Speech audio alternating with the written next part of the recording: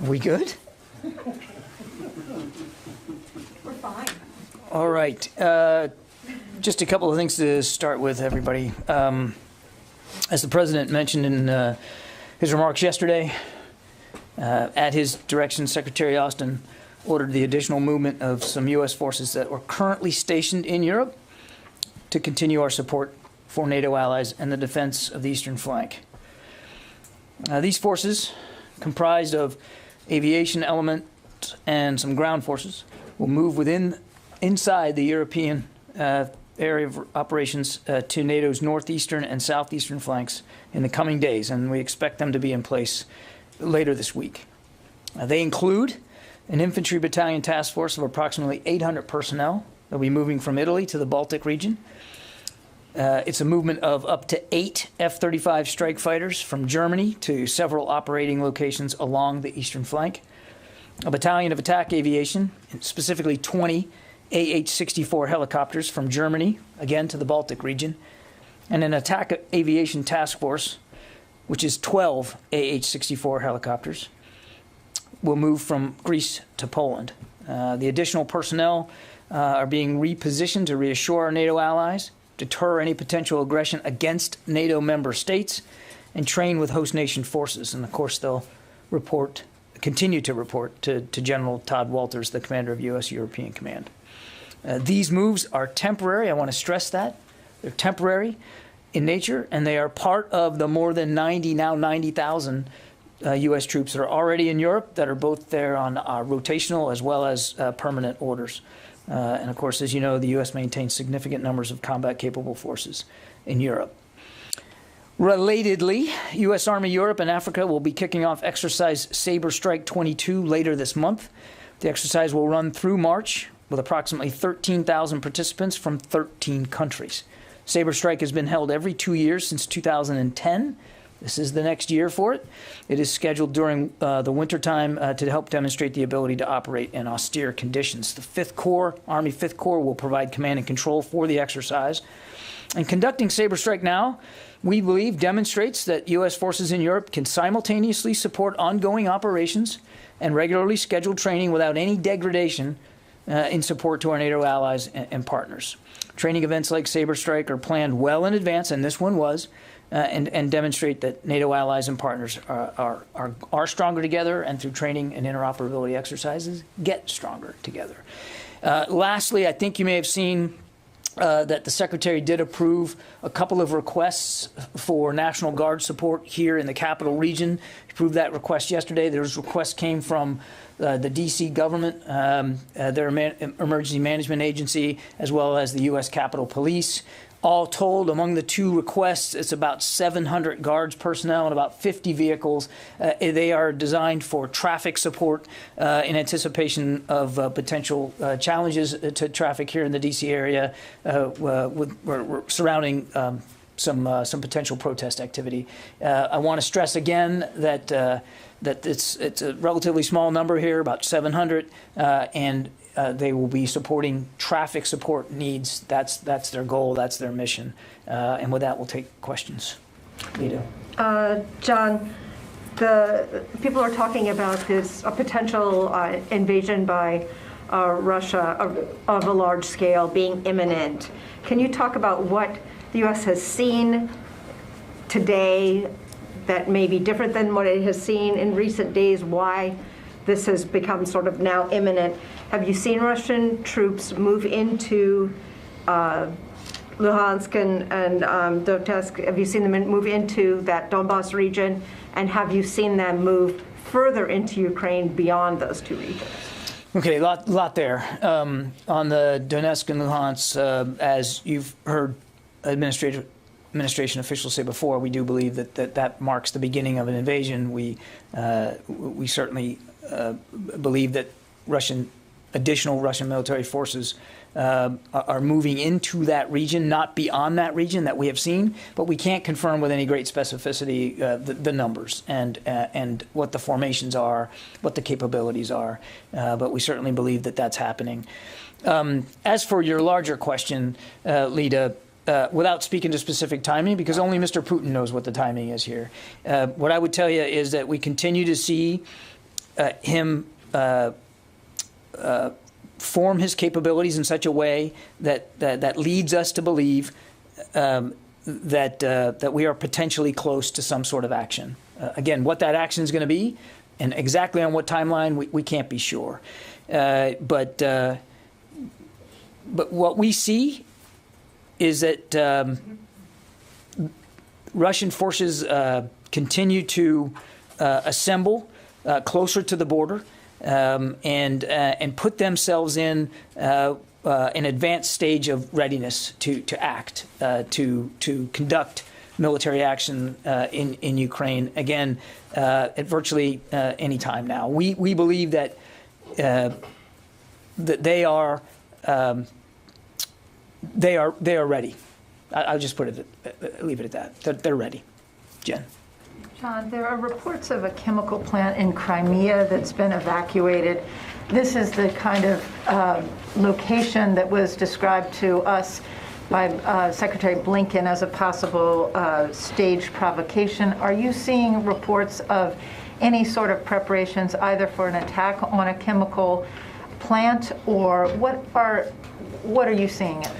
I don't have any specifics on that claim, but it is of a piece of the kinds of ridiculous claims that we have seen the Russians make in recent days of alleged provocations or assaults and attacks unprovoked on their people.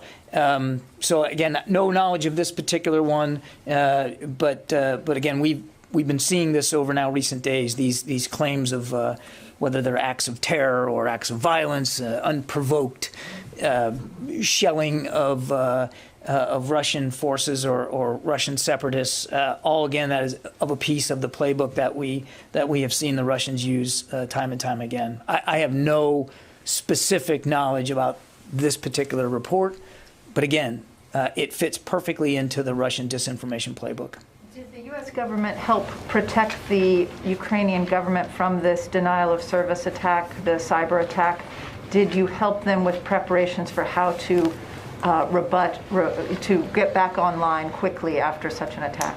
So first, I don't think we're in a position to attribute these cyber disruptions that you're talking about. I assume you're talking about the various websites, the government websites that were taken offline.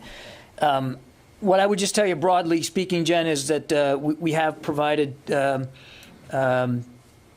some cyber resilience training and assistance to the Ukrainians, and I won't go beyond that in terms of these specific attacks. Again, not in a position right now to attribute them to any one entity. I would just say that, again, this is of a piece of a Russian playbook, which is to disrupt in cyberspace. Let's see, anybody else? Janie. Thank you, John. I have two questions on the Ukraine and linkage with Korea. And if Russia uses nuclear weapons to invade Ukraine, what will the U.S. do? Secondly, if Russia were to use nuclear weapons in this invasion, what would be the impact on the Korean Peninsula? Because there is a fear that North Korea will copy this. Any comment? Yeah, I'm going to avoid speculating here and getting into hypotheticals, particularly about the potential use of nuclear weapons, Jenny. What we've said all along, two things. One, Mr. Putin has a lot of capability at his disposal right now. As I've said earlier, they are ready to go. And number two, if he decides to conduct a full-scale invasion here, again, bigger than what we've seen in just the last few days, this will be a war of choice. That he'll be doing so with diplomacy and options still left on the table. And it won't be bloodless. There will be suffering, there will be sacrifice. And all of that must and should be laid at his feet, because he's doing this by choice. How he does this, when he does this, We don't know for sure. But if he does this, this will be a war of choice and totally unnecessary. And as for the impact on the region, I couldn't begin to speculate. Nothing's changed, obviously, about our commitment to our South Korean allies, and we noted that the South Koreans also came out publicly yesterday with a statement of support for Ukraine. That was certainly noticed by the whole international community. Yeah, in the back there, Abraham. Yeah, thanks, John. A couple parts to this question. You just described a lot of different forces moving to the eastern flank. Is there any consideration of those forces going under NATO command, and why not? Also, there's the word is temporary is pretty prominent there. Is there a time frame for temporary?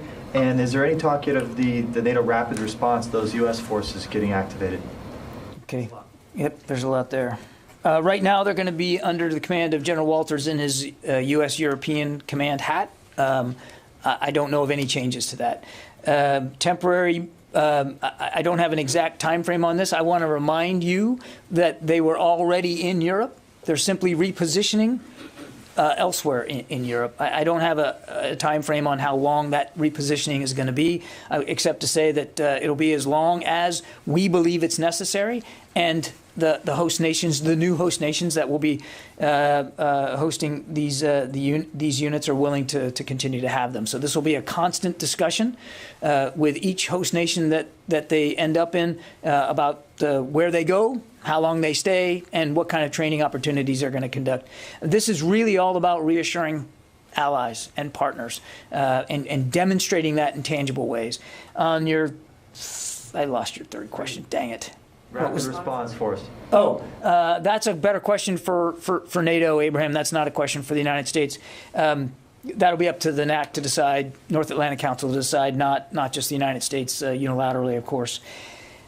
What I will tell you is that as you know, the Secretary has put on a shorter alert tether our contributions to the NRF, the NATO response force, so they are more ready to go if called upon. So while I can't give you any sorts of timing or certainty about whether the NRF is going to be activated, what I can tell you with certainty that if it is, our contributions to the NRF will be ready to go and will contribute fully. But they're still in the United States, correct? Correct. Yeah, Tony. Is there much discussion within the Pentagon or within the National Security Council about whether all of Putin's maneuvers and the force buildup is a grand game of brinksmanship, and he's got no intention of invading? He just wants to show his muscle, get the U.S. and NATO to commit to not letting Ukraine into the alliance. In other words, a game of brinksmanship, bluffing, but not really an intent to invade. We have seen no indication of that, Tony. But let me ask you though, has it been groupthink here though? You're all thinking, just assuming he's going to do this? Or have you actually skeptically look at whether this is just a bunch of BS brinksmanship, albeit on a grand scale? Tony, we've been looking at this now for months, and we've been talking to allies and partners for months. The Secretary was just in Brussels last week meeting with all his counterparts in the alliance. It's not just the United States who is deeply concerned about the potential for war in Ukraine now. That other NATO allies feel the same way. We've all been looking at this. I hope, we all hope, that we're wrong about this. But every indication we have is that he is poised to attack Ukraine again, and this time with what could be significant military force. I mean, we are talking about more than 150,000 troops that he has arrayed against that border.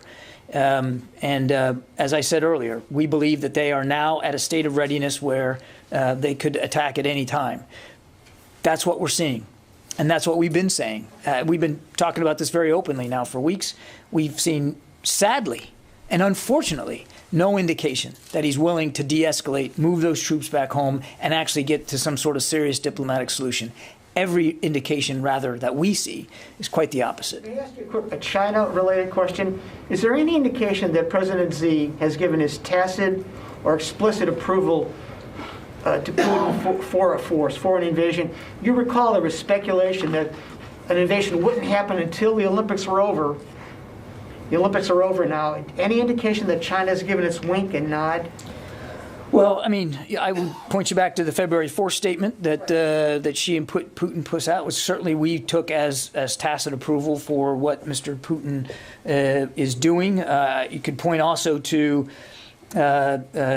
concerning comments by the Chinese Foreign Ministry yesterday that made it clear that they weren't going to support any what they called unlawful unilateral sanctions against Russia, and then blame the United States for contributing security assistance to Ukraine, somehow blaming us for this issue.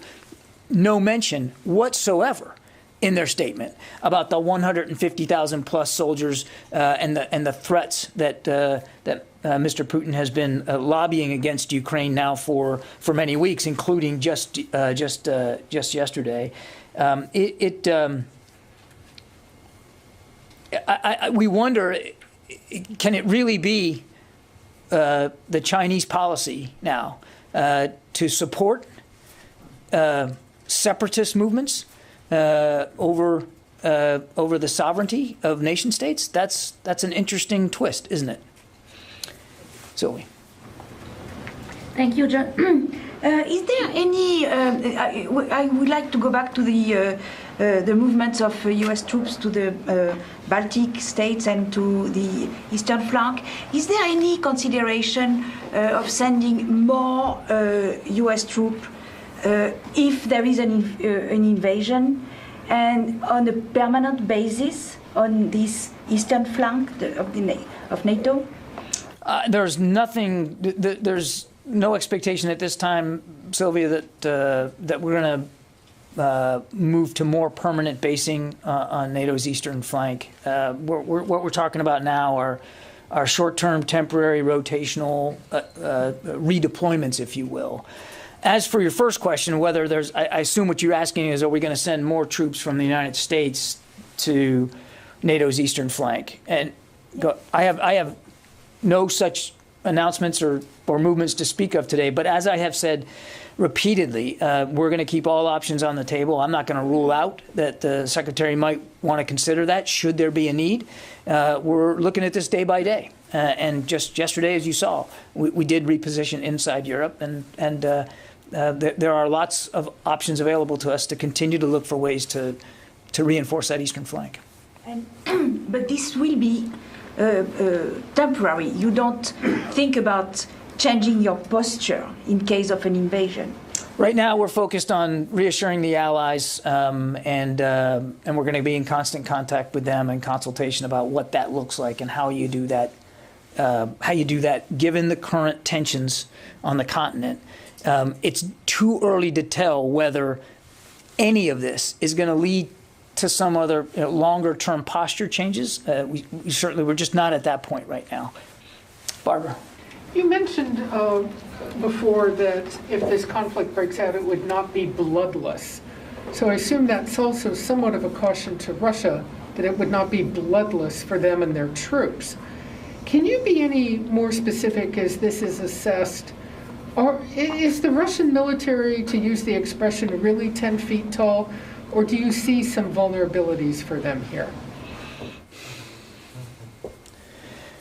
So clearly, if he chooses war, he chooses violence, which means he's deliberately choosing to put lives at danger, soldiers' lives, civilians' lives. And he's going to have to bear the responsibility for that. And I would hope that he understands that some of those lives at risk are going to be his soldiers' lives. And he's going to have to answer to Russian moms and dads about their soldiers that aren't making it back home alive or making it back with injuries. He's going to have to answer for that. And as for the 10 feet tall, look, I think getting into qualitative assessments here of militaries is probably not the best exercise for me right now. They have, as we've said for a long time, significant combined arms capabilities arrayed against Ukraine right now, and they are ready to go right now. Should that be the way that Mr. Putin wants to go. And we would obviously like to see that not happen. And we would like to see him de-escalate. We would like to see him make a better choice here, which we still think there's time to do, and de-escalate. Move those troops back to garrison. Move them back home. Keep them safe, and not pursue a war of choice totally on what is his whim. As we sit here today, are there still active, functioning channels of U.S.-Russian military-to-military communications? Are you able to, the secretary, the chairman, are you able to pick up the phone, and will your counterparts talk to you? Well, I would point to conversations that we've read out in just recent days. The secretary spoke with Minister Shoigu just a few days ago. Chairman Milley. Talking about right now. I know, I'm getting there. Chairman Milley has had many conversations with General Gerasimov, his counterpart, and we have seen no indication that those lines of communication between those two leaders are closed. I don't have any additional phone conversations to talk about today or to announce, but we have seen no indication that there won't be that communication should it be necessary. Court. How about more of like a tactical line of communication? I don't know if deconfliction is the right term to use here, because there's not a U.S. military component to this. Like, they're not going to theoretically be flying over the same skies. But what about something that might deconflict tactically on the ground once Russia moves in? It seems that we keep hearing about the U.S. military moving more and more assets into that region. Mm-hmm. Is it appropriate for General Milley to be the one calling General Gerasimov when we're talking about like potentially very quick tactical moves on the ground? I don't think we're at a point right now where that's needed, right? Because there hasn't been a large-scale invasion yet of Ukraine, and hopefully there won't be, Court. So hopefully there won't be any need for that kind of communication. But you get to a really good point, which is the potential, if he decides to go in big in Ukraine, that puts Russian military forces right up against the eastern flank of NATO, his western flank. And that's an eastern flank, by the way, that we're going to continue to reinforce and make more ready. And so you do get into a potential there for miscalculation and miscommunication. We're just not there yet that we can speak to specific deconfliction mechanisms, and hopefully there won't be a need for that. But it does raise a larger issue, your question does, of the potential for miscalculation here. And given the fact that this isn't, again, I know we talk about deconfliction, I think a lot of us think of Syria, but this is a very different situation. There's not a U.S. military component inside the potential invasion area, Correct. Right? Would it be more appropriate for DOD or General Milley or state? Like, what would that mechanism, who would be the one who would be responsible for establishing that mechanism? Yeah, again, we're not at that point right now, Courtney, so it's difficult to answer that question, and I'm not dodging it. It's just we aren't at that point right now. I mean, so I'd rather not speculate about who would be in communications with whom. Again, as my answer to Barb, there's no indication that we've gotten that there still isn't the ability at the strategic level for leaders to talk. Jim. John, you talked about to build on Sylvie's question, you talked about the F-35s and I guess 32 Apaches. Well, it's not just an aircraft and a pilot. How many people are associated with those moves? All told, if you added up, the infantry battalion that we talked about, that's about 800, and then there's about another 200 crew, pilots, maintenance that would go with those aircraft elements that we talked about. So all told, the president's announcement yesterday equates to about 1,000 people. Again, I want to stress two things. They're being repositioned inside Europe. They're not coming from the States. And two, these are temporary moves. And if I could just build on Courtney's question, doesn't General Walters in his NATO hat, can't he speak to Gerasimov? I would suspect yes, as SACEUR, he certainly could. I know of no reason why he wouldn't be able to do that. General Gerasimov is the chief of defense, so he is more appropriately General Milley's counterpart. But I can't imagine that there would be a reason why, if General Walters wanted to speak to him, that he couldn't in his NATO hat. Yeah. John, based on, given the fact that Russians have brought a variety of capabilities to the area, including cruise missiles, ballistic missiles, do you still think that the arms provided by the United States would help Ukrainians to defend themselves against all these capabilities? Because we are providing, again, lethal and non-lethal assistance to Ukraine. They've expressed their gratitude for that assistance. I would remind you that, well, a couple of things, $650 million just this year alone, and we're still in discussions with them about what kind of support they might need going forward. And we're in constant consultation with them about their needs and what we can provide. It's not just us. That's my second point. Other nations are as well stepping up to provide both lethal and non-lethal assistance to Ukraine. Let me go to the phones here. I haven't done that yet. Let's see. Mike Brest, Washington Examiner. Thanks for taking my question, Mr. Kirby. A little bit out of left field, but the 90-day period that General Michael Garrett had to look into the Syria strike from 2019 expires this weekend. Would you details or take the question? You know what? You broke up there, Mike. Can you just repeat the last part of your question? Yeah, so the 90-day period for his investigation into the 2019 Syria strike expires this weekend. Could you provide any update or take the question? I know that he's wrapping that up, Mike. I don't have a specific timeline of when that's going to be turned in and reviewed. I will take the question and we'll see if we can't get you a better answer. Tom. Hi, John. Good afternoon. I have two questions, one on Ukraine and one on the Guard deployment. Which would you like first? You can decide, Tom. The Guard deployment is the easier one, perhaps. There's been reports and complaints and concerns by the District of Columbia government and Capitol Police. They don't have the ability to remove trucks, tow trucks, in other words, to remove any trucks that impede traffic situations. Is there any Defense Department assets that could be made available to help them in this situation? You know, I don't really know, Tom. I mean, the request that we got was for some personnel and 50 vehicles to help with traffic flow. There's been no request of the department for tow truck capability, and frankly, I'm not sure that we have a lot of that, to be honest with you.